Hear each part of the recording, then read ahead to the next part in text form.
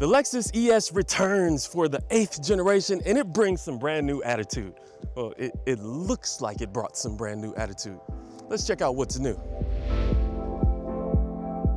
The new 2026 Lexus ES has fully transformed itself into a modern, futuristic-looking sedan. Built on the adaptable TNGA-K platform, the new ES is now available as either a hybrid or fully electric vehicle and can be distinguished by their badging and a grille slot opening on hybrid models. The ES, as you see, gets a bold new look and has grown in almost every dimension. It's taller, wider, and 6.5 inches longer with a 3-inch longer wheelbase. It has sharp lines, a sleek roofline, much more subtle spindle grille integrated into the front bumper, 19-inch wheels with aero covers on my hybrid model tester, dual L signature LED lights up front, a full-width tail light bar and illuminated logo out back, and you get this black line that goes across the door panels for free. And yeah, while it's bigger and bolder and futuristic with all these lines everywhere, one of the biggest things that I kind of like is back there with this big, huge, chonko L-shaped turn signal. Because of its larger dimensions, the new ES has decent cargo room and exceptional passenger space. Out back, the cargo area is 2 inches longer, 3 inches wider, and capacity increases to 17.4 cubic feet in hybrid models and 18.3 cubic feet in all-electric variants. But the EVs don't get a front trunk? The EVs don't get a front trunk. Really? Boo! And I don't know if the Lexus designers were drinking Red Bull at the time of designing this trunk, because when you open it, they decided to give the trunk opening some wings. Yeah, so just keep that in mind. If the trunk is open and you're trying to look inside from the side, you might hit your head. Yeah. Now you go down, you crazy trunk. Inside, there are standard synthetic leather trim seats that come in brown, black, or white, heated and ventilated front seats, and an 8-way power adjustable driver's seat with memory seat settings. In the driver's position, I got plenty of space. The seats are very comfortable. I'm 6'4", I have plenty of leg room, some decent headroom, and the steering wheel column is electronically adjustable, and I wish it came out just a little bit more, but for this, it's just fine. And I like that Lexus is spelled out on the steering wheel. It's a nice touch. But the seats, super comfortable. You get some good lumbar support, highly adjustable, and the surrounding area is just full of soft touch materials, especially the armrests. Inboard and outboard are very, very squishy, which I enjoy, and I really like this color. This is a very comfortable and well thought out interior. The rear seats of the ES, it is tall people friendly. Check this out. I'm sitting behind my ideal seating position. Again, I'm 6'4", and I have tons of leg room, but my boots don't really fit under the seat as much. The seats don't recline, but it's in a nice, comfortable position. And you also get this heavy center armrest that's nice and squishy and well padded. You got a couple slots for your phone. Oh, not a couple, it's just one big slot, but you could put a couple phones in there. And you also get your cup holders. And if you're transporting some skis, there's a pass-through into the trunk right here. But this is comfortable. And you also get some rear seat vents and 2 USB-C ports. Now there is a hump in the middle of the floor, and when you're seated in the middle seat, you are kind of hiked up a little bit, and it's not as comfortable. But in a pinch, it's definitely doable. It feels very nice back here. I could definitely do this for a good amount of time. For the most opulent Lexus ES experience, there's an executive package that's offered, which has rear center armrest climate controls with massaging rear seats that are heated, ventilated, and even reclined with a passenger side ottoman. Too bad it's only on the luxury grade EV model. As a consolation, the cabin of all ES models comes with a standard 12.3-inch driver display, 14-inch touchscreen with wireless phone integration, a wireless charger, and this cute little toggle shift knob. Hey, little fella.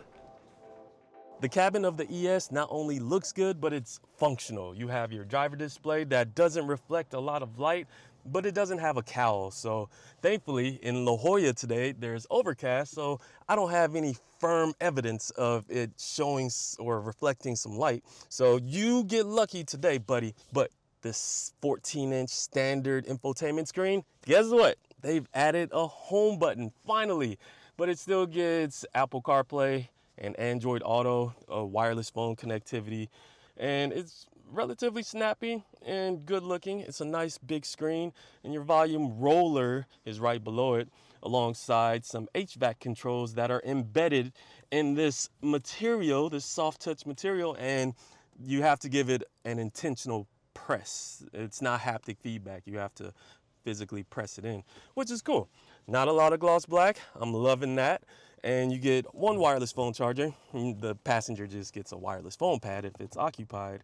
And a little shifter that's electronic, so it opens up space at the bottom of your center console. So you can store small items in there or inside of this, which opens up two different ways. I really like the interior of the ES, functional and stylish. All right, now here's the fun part. The new Lexus ES BEV has a 74.7 kilowatt hour battery, up to 338 horsepower, comes in front wheel drive or all wheel drive, and gets up to 307 miles of driving range on front wheel drive variants. But since I'm not driving that, I'll focus on the hybrid model, which is powered by Lexus's 6th generation hybrid system, consisting of a 2.5-liter 4-cylinder hybrid engine, making a more powerful total system output of 244 horsepower, a 29 horsepower bump from the previous generation. This is connected to an eCVT with standard front-wheel drive, and all-wheel drive is now available on hybrid models. Going 0 to 60 will take just a little over 7 seconds. So right now I'm driving the hybrid version of the new Lexus ES, and for the amount of power that it has, it gets the job done. 244 horsepower is plenty to get around town, to merge on the highway, and even the brakes, they feel predictable. They actually don't feel squishy or spongy. They feel a bit refined. But as far as this powertrain, yeah, it works fine. But there's one thing though.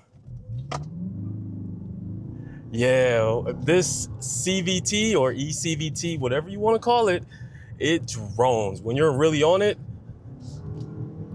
because of the nature of that 4-cylinder, that engine noise, it's not the most pleasant, especially for a luxury vehicle. But when the engine is off and you're cruising in EV mode, it sounds fine because it's no noise. But oh, that 4-cylinder.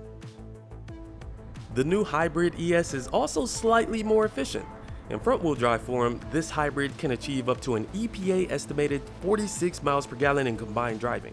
All-wheel drive takes a small ding, achieving 44 miles per gallon combined.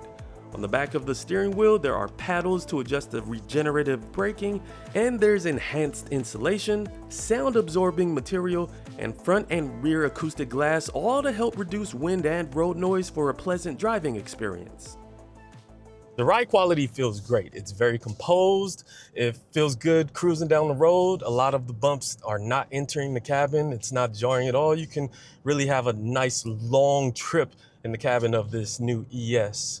The steering, it's light, and it's nothing you can do about that. It doesn't really give you a lot of feedback, and there are drive modes embedded in this infotainment menu right here. And you can choose Sport, which kind of changes up the throttle sensitivity, and it adds a little bit of weight to the steering, but nothing substantial. And you also have Eco, which if this was my daily, I would just keep it in Eco because gas prices are pretty expensive right now.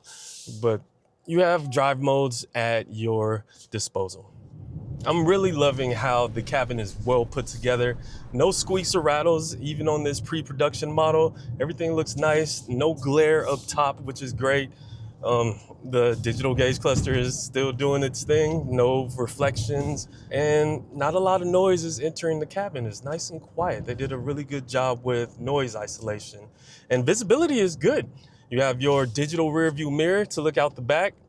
And even if you're not using it, you still have a good field of view going back there. Forward, it looks good. Over my left shoulder, not too bad. Over my right, it's good. And you even have a cutout in the C-pillar, even though this lady's looking at me and I just waved at her. She was like, "Who the hell are you?" I'm Mike Danger, that's who. But visibility is good, and you get a bunch of safety features to add to that, so you don't crash into the lady that didn't wave at me back there. Every new ES includes the Lexus Safety System Plus 4.0, which has features like pre-collision assist, proactive driving assist, and dynamic radar cruise control.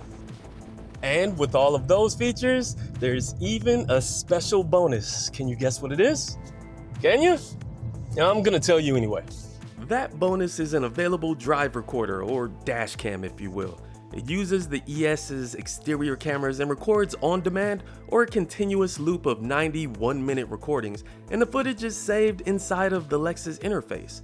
This system can even recognize a particular incident and appropriately tag the footage. The future! So the Lexus ES, it cruises down the road just fine. It gets great fuel economy. You just gotta get past the 4-cylinder noise. But now we gotta talk about how much this thing costs. A base model front-wheel drive Lexus ES 350h, the hybrid model, will begin at $51,095 including destination, and get this, the starting price is $48,795 for the single motor BEV ES. Bevis. I couldn't help myself. If you're in the market for a luxury sedan like the ES with this big black line on the door panels, or maybe the EV version of this, be sure to go on kbb.com and get a fair purchase price. With the Lexus LS reaching its final run for the 2026 model year, the ES is stepping up to fill in some luxury shoes. Being the first Lexus to have this platform, which allows different powertrains, gives consumers options depending on their comfort level and lifestyle. The Lexus ES will be sold globally, with the BEV version coming to US dealers soon, and the hybrid model will be available sometime this summer. The Lexus ES makes its return as a bigger and bolder looking sedan, and it rides just fine, has plenty of safety features, a great looking interior, decent fuel economy, and it can use a little bit more range on the EV model, and I would love to see what an F-Sport variant would look like. But if you're not looking for a luxury SUV and you need something just a little bit more lower, but not quieter, because this is quite loud looking, check out the new ES.